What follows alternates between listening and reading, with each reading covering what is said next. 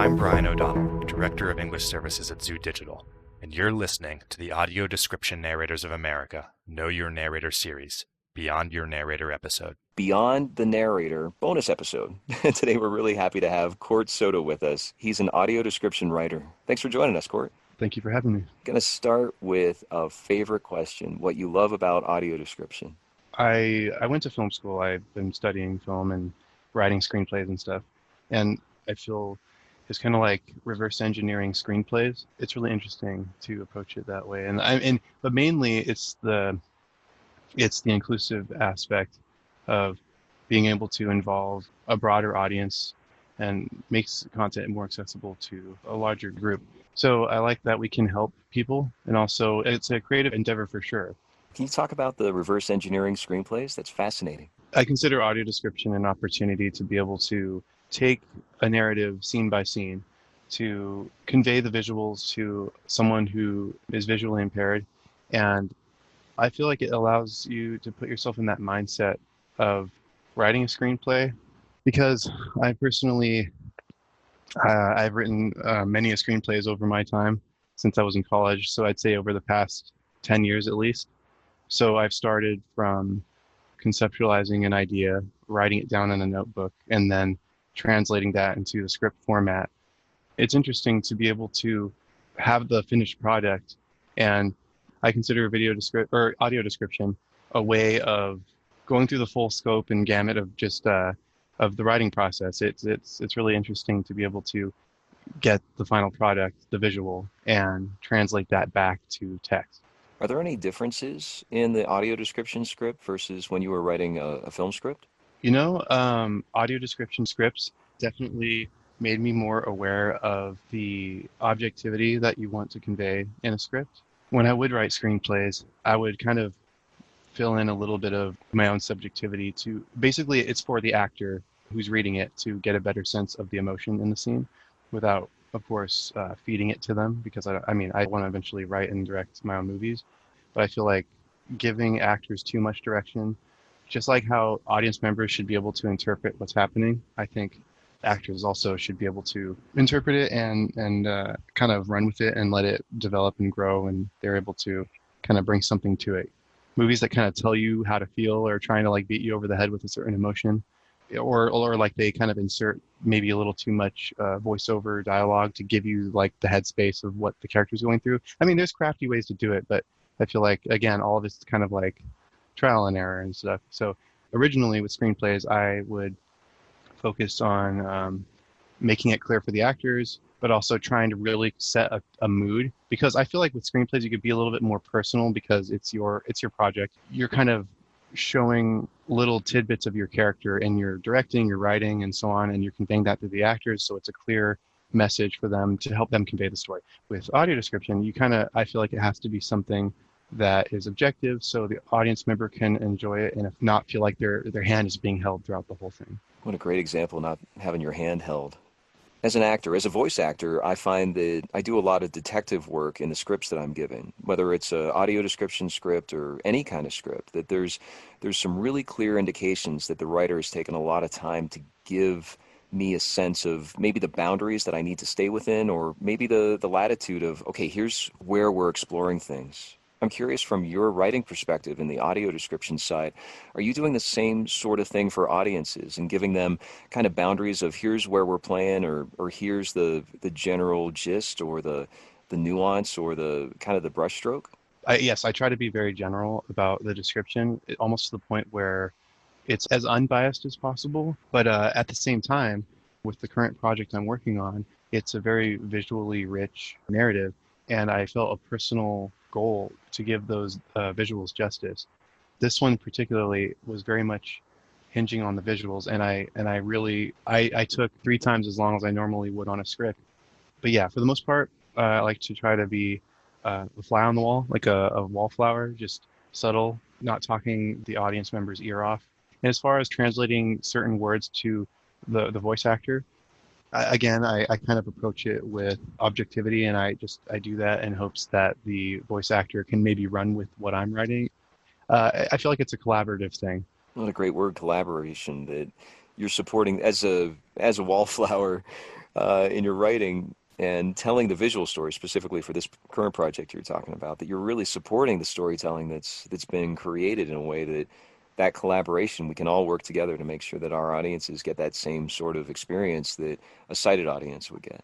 Absolutely. Yeah. Can you name another challenge that you've faced in the writing of audio description that you're really proud of how you overcame it? I actually have a few, but I will start with the main one, the first one.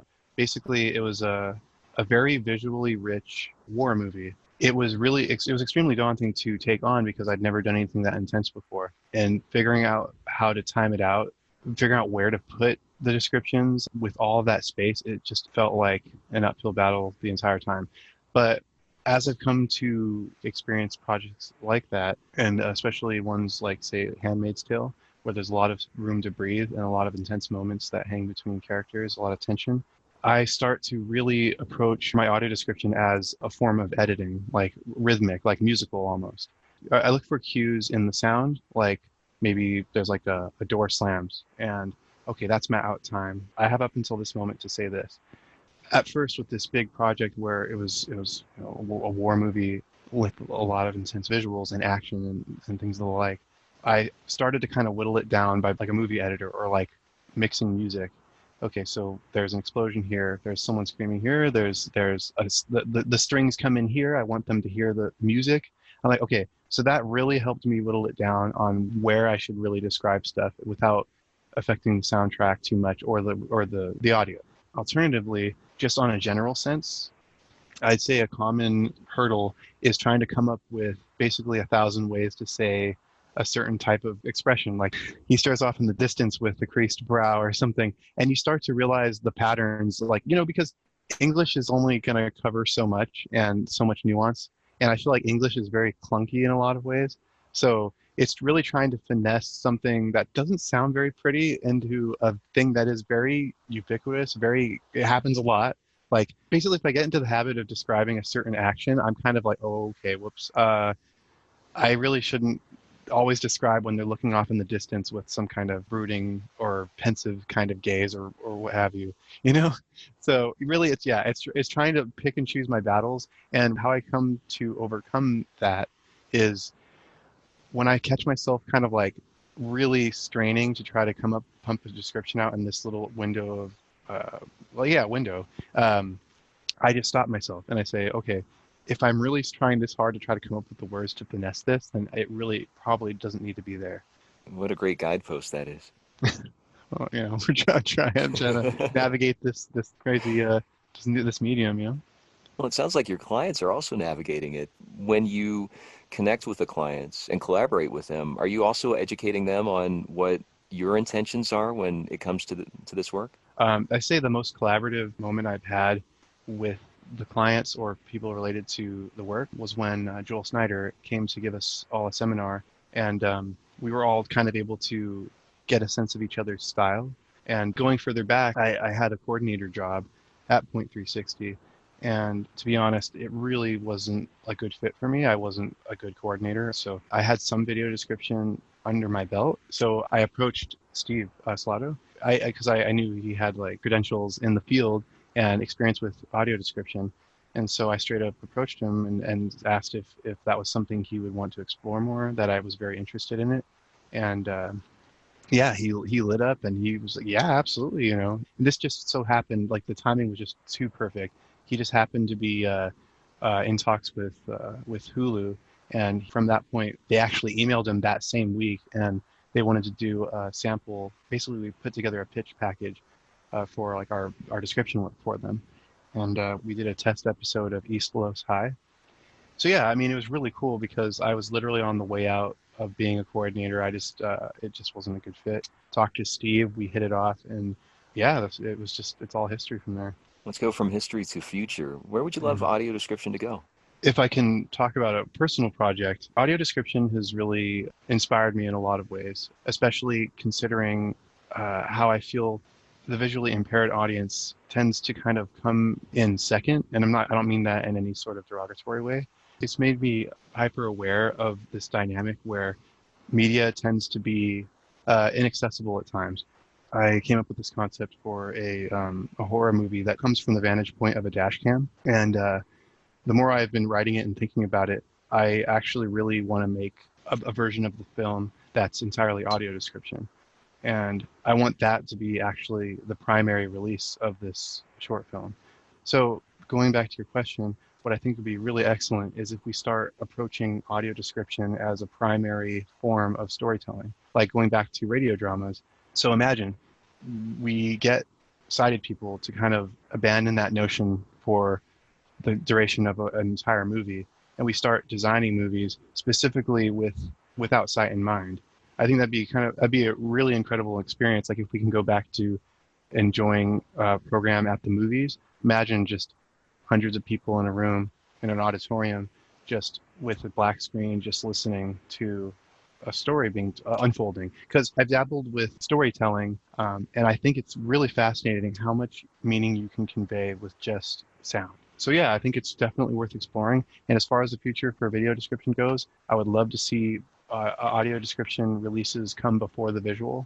I would love for audience member sighted folks to be able to just approach it like just an equal medium to appreciate story. And finally, I think it'd be really cool to have audio description tracks for things like the Disneyland Parade, stuff like that. Because I know Joel Snyder's kind of privy to those notions. Like there are services like that, but they're few and far between. It'd be nice to see audio description be more ubiquitous for just day-to-day activities. How can people reach you? Are you on social media, or do you have any way of being reached? You can find me on my Instagram account, and that's at Sweet and Sora. That's Sweet, letter N, Sora, Sora. Sweet and Sora. Thanks so much for joining us, Court. Absolutely. Thank you. Thank you, Roy.